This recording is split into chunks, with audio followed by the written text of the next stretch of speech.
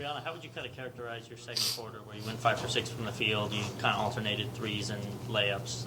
Were you just in the zone, or was this just a product of riding a hot streak? We just had the hot hand at the time. In practice, we were working on some 5-out and being able to drive and be able to kick out or hit the three, and it was just working for us. You mentioned that you had some cramping at halftime. Was there any deliberation whether or not you would come out for the second half or not?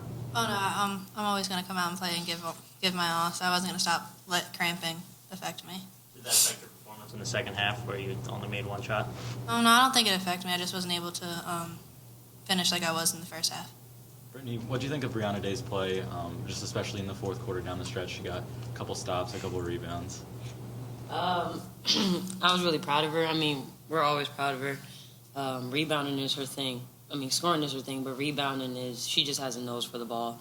And I'm really proud of her, especially that last play. We needed the last two plays when she got the defensive rebound and the offensive rebound on the opposite end that, led to Cohen getting fouled. But I'm just really proud of her. I mean, that's what she do, and that's what she's great at.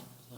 Brittany, did you know going into the game that you were 4 points away to having 1,000 points? And how did you feel? I knew the last 3 games because I just kept chipping away at it.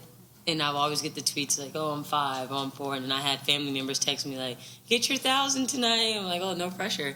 But, it it feels good. I mean, the 1,000-point, the possession that I had it, I started my layup too early, so I was just hoping that I made the shot. I didn't know that would be the layup that led to my 1,000th point, but it felt good. At the time, I couldn't obviously celebrate because we had a game to win. I think we were down or up, whichever one. We just knew we had to win the game, so I celebrated after. Brittany, how big of a performance was this for you coming off a game where you went 0 for 8 against Louisville a couple days ago? It's huge. I mean, it's the cliche saying, but it's how you respond to something bad, and to go 0 for 8 and come back, and go 6 for 15. It feels good that I was putting the ball in the basket and I was contributing for my team and I was helping them because it doesn't feel good to not be there for your team and to see them struggling and knowing that you're not doing anything productive. And Q said he kind of told you at halftime or before the game to kind of come out and reintroduce yourself to the fans. Was that kind of something you took to heart? Or? It definitely took me back. That the pregame speech that he gave us, and he let us know the type of players that we were. And sometimes you can, not necessarily lose who you are, but, forget the type of player that you are. And it helped me out a lot, and it really did bring me back to how I used to be and actually gave me a lot of motivation going into the game. Brianna Day, they had 2 girls and then 2 centers that had a little bit of size on you. They were shooting a lot of layups, like underhand off the spin. Just defensively, what were you trying to do against them? Just move my feet, really. That's all I could do. That's what I was doing, so I guess that worked.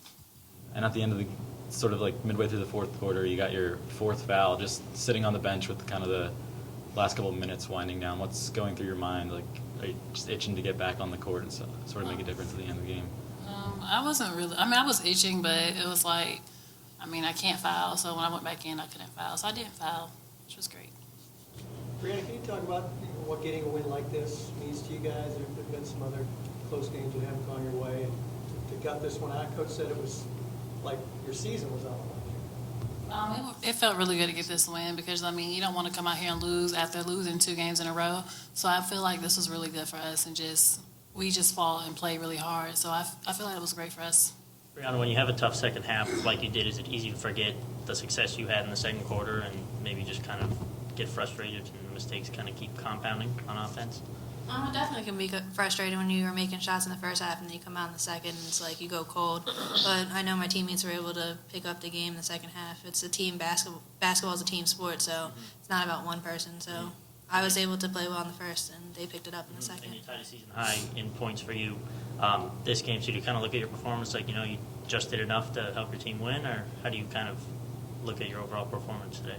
No, I'm just really trying to do whatever it took to win the game, If I was able to score, that's great for me. But if Brittany comes out hot, Brianna Day, Alexis, Corin, we have so many different players on our team who are able to come out and have a big game. And I think that's what Syracuse basketball really is. It's not just one person, it's a team. And Brianna, How was it without Alexis tonight? How did you guys have to play any different if you had to? Well, in practice, when we scrimmage each other, Coach does a good job of shuffling us out, and he'll pick up situations where we say, oh, Butler's fouled out or Alexis fouled out. So we're not rattled if somebody doesn't play for a game, whatever it may be, the circumstance. We all know how to play with each other and pick up for the missing link that doesn't have that's not in the game. Obviously, if Lex is missing, she's a very aggressive player and she can shoot the ball, but we have other players on the bench that can do it just like she can and just come in. You just got to be ready to play. Brianna, Butler, Mike Benajay had some pickle juice to prevent cramping. Is that in your future at all? I might have to try that out. I haven't really heard of that, but I'll try it. Brianna, can you talk quick on Butler about Brittany going over 1,000? You guys have kind of a bond. You came in together, and you were the first one out there to congratulate her. Was that pressure to you? It was just big for her, coming in as freshman, Brittany Sykes was always right next to me, and when she went down her sophomore year, it was just it was kind of hard for me. So seeing her come back and be able to play how she used to play is really big for me, and her going through what she had to, she's a very strong person, and I don't know if many people can go through what she has done and been able to bounce back as the way she has. Thanks, guys. I just want to say, just for the record, Coach Q cried with me, so there you go. All right, thanks.